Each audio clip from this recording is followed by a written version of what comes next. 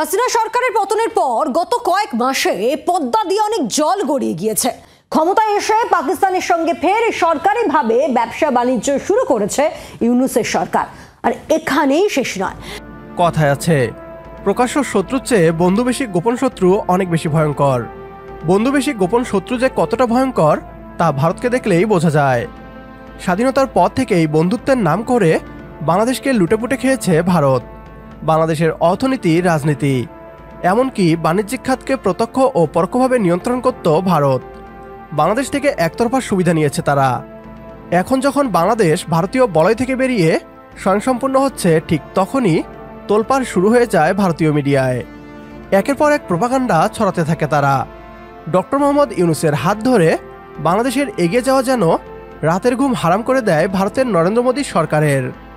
বাংলাদেশকে চাপে ফেলতে যত ষড়যন্ত্র করতে থাকে ভারত, বাংলাদেশ ততই এগিয়ে যেতে থাকে। ভারতীয় আগ্রাসন রুখতে ডক্টর মোহাম্মদ ইউনূস সম্পর্ক বৃদ্ধি করতে থাকে চীন ও পাকিস্তানের সাথে, যা দেখে অন্তর্জালা শুরু হয় ভারতীয় পশ্চিমবাংলার মিডিয়ার।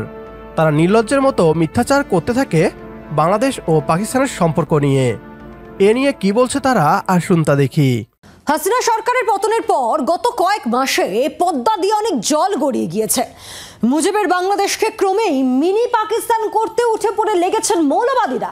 ক্ষমতায় এসে পাকিস্তানের সঙ্গে ফের সরকারিভাবে ব্যবসা বাণিজ্য শুরু করেছে ইউনূসের সরকার। আর এখানেই শেষ নয়। বাংলাদেশ সফর করেছে আইএসআই এর প্রতিনিধিরা। নিজেদের দেশের রক্তক্ষয়ী ইতিহাস ভুলে শত্রুর সঙ্গে হাত মিলিয়েছেন ইউনূসরা।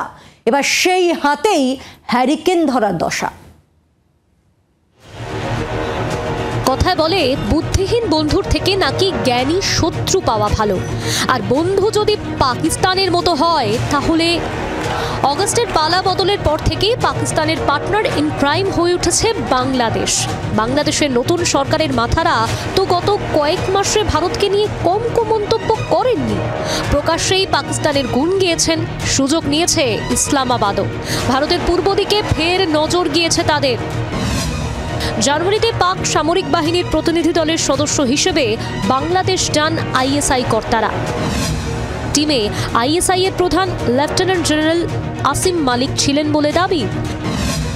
বাংলাদেশের উপকূল এলাকা চট্টগ্রামের কক্সবাজারে আইএসআই কর্তারা যান বলে খবর।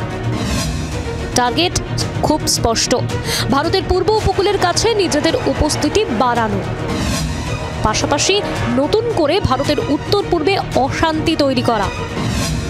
বাংলাদেশ সফরের সময় আলফা নেতাদের সঙ্গেও আইএসআই কর্তারা বৈঠক করেন বলে খবর। শিলিগুড়ির কাছে চিকেন স্নেকেও নজর রয়েছে পাকিস্তানের। পাকিস্তানের সঙ্গে নৌমহড়াতেও যোগ দেওয়ার কথা বলে বাংলাদেশ। পাকিস্তানকে নিজের জমি ব্যবহার করতে দিতে যাদের আপত্তি নেই, তারা পার্টনার ইন ক্রাইম ছাড়া আর কি? আর জমি ছাড়তে রাজি কোন বাংলাদেশ, যাদের ইতিহাসের পাতা পাকিস্তানের সামরিক বাহিনীর অত্যাচারের কাহিনীতে রক্তাক্ত? 1971 সালের স্বাধীন বাংলাদেশ তৈরির সময় ভারতের সাহায্য এভাবে কি করে ভুলল বাংলাদেশ? অগস্টের পর থেকে বারবার এমনটাই করে চলেছে বাংলাদেশ। এদিকে তাদের নিজেদের অর্থনীতির হাঁড়ির হাল।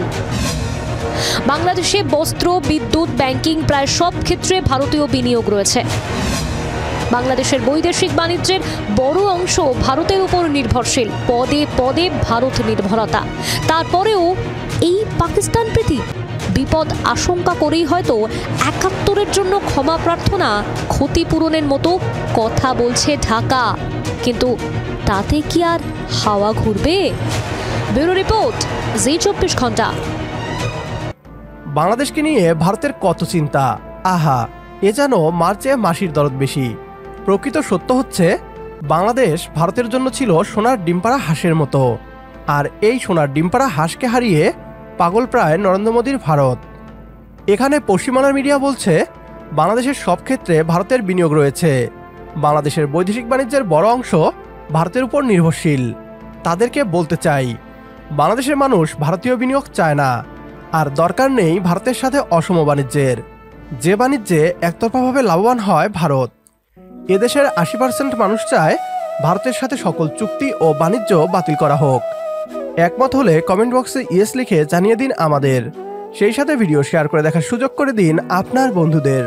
পরবর্তী ভিডিও দেখার আমন্ত্রণ জানিয়ে বিদায় নিচ্ছি আজ। আল্লাহ হাফেজ।